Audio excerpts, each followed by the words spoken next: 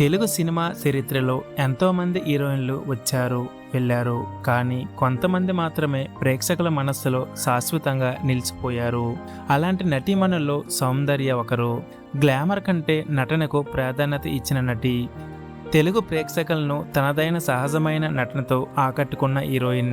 చాలా తక్కువ సమయంలోనే దక్షిణ భారత సినిమాల్లో తనకంటూ ప్రత్యేక గుర్తింపు తెచ్చుకున్న నటి. అదే సౌందర్య.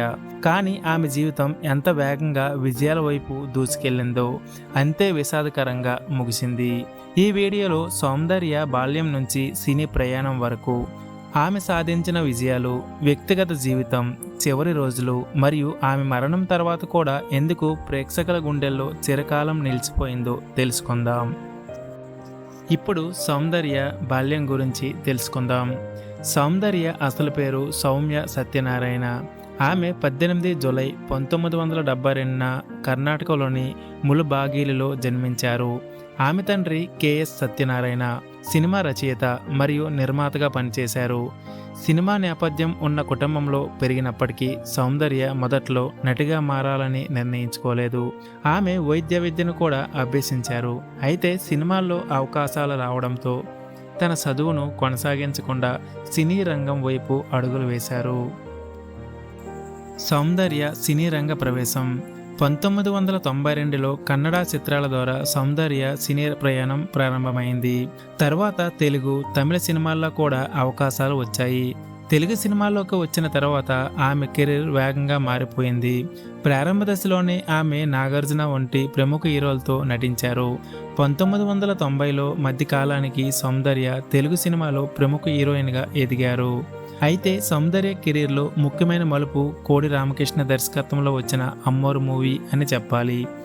1995లో వచ్చిన ఈ సినిమా ఆమెకు నటిగా భారీ గుర్తింపు తెచ్చింది. భవానీ అనే పాత్రలో ఆమె చేసిన నటన ప్రేక్షకులను ఆకట్టుకుంది. ఈ సినిమాతో సౌందర్య కేవలం అందమైన హీరోయిన్ మాత్రమే కాదు, మంచి నటన చేయగల నటి అని పేరు సంపాదించారు. ఈ చిత్రానికి ఆమెకు Filmfare best actress Telugu award లభించింది. అలాగే తర్వాత వచ్చిన పవిత్ర బంధం సౌందర్య కెరీర్ను మరింత ఎత్తుకు తీసుకెళ్లింది. వెంకటేష్తో కలిసి ఆమె నటించిన ఈ సినిమా ప్రేక్షకుల్లో మంచి ఆదరణ పొందింది. ఈ చిత్రానికి సౌందర్య ఉత్తమ నటిగా నంది అవార్డు అందుకున్నారు. ఇక్కడి నుంచి సౌందర్య తెలుగు సినిమాల్లో అగ్ర కథానాయకుల్లో ఒకరుగా మారిపోయారు. ఆ తర్వాత సౌందర్య నటనా ప్రతిభకు మరో ఉదాహరణగా అంతఃపురం నిలిచింది. కృష్ణవంశీ దర్శకత్వంలో వచ్చిన ఈ సినిమాలో ఆమె చేసిన పాత్ర చాలా భిన్నంగా ఉంటుంది. సాధారణ హీరోయిన్ పాత్రలకు భిన్నంగా భావోద్వేగాలతో కూడిన పాత్రను ఆమె ఎంతో సహజంగా పోషించారు. ఈ నటనకు ఆమెకు Nandi special jury award, Filmfare best actress award మరోసారి లభించాయి. 1990లో వచ్చిన రాజా కూడా సౌందర్య కెరీర్లో మరో ముఖ్యమైన సినిమా. వెంకటేష్తో ఆమె జోడీ ప్రేక్షకులను బాగా ఆకట్టుకుంది. ఈ సినిమాకు ఆమెకు Filmfare best actress Telugu award లభించింది. అదే సమయంలో ఆమె తమిళం, హిందీ సినిమాలు కూడా నటించారు. అమితాబ్ బచ్చన్తో కలిసి నటించిన సూర్యవంశం ఆమె హిందీ సినిమాల్లోకి కూడా పరిచయం అయ్యారు. రజనీకాంత్, కమల్ హాసన్, చిరంజీవి, వెంకటేష్, నాగార్జున వంటి అనేక ప్రముఖ హీరోలతో ఆమె ఎన్నో చిత్రాల్లో నటించారు. సౌందర్య కేవలం నటిగా మాత్రమే కాకుండా నిర్మాతగా కూడా తన ప్రతిభను చూపించారు. 2002లో వచ్చిన కన్నడ చిత్రం దీపాల ఆమె నటించడంతో పాటు సహ నిర్మాతగా కూడా వ్యవహరించారు. ఈ సినిమా జాతీయ స్థాయిలో గుర్తింపు పొందింది. బెస్ట్ ఫ్యూచర్ ఫిల్మ్ విభాగంలో నేషనల్ ఫిల్మ్ అవార్డు కూడా అందుకుంది. ఇది సౌందర్య కెరీర్లో చాలా ప్రత్యేకమైన సందర్భం. ఇక సౌందర్య వ్యక్తిగత జీవితం చూసుకుంటే 2003లో సౌందర్య జిఎస్ రఘు అనే సాఫ్ట్వేర్ ఇంజనీర్ను వివాహం చేసుకున్నారు. సినిమా కెరీర్లో విజయాలు సాధిస్తున్న సమయంలోనే ఆమె రాజకీయాల్లో కూడా యాక్టివ్గా ఉండేవారు.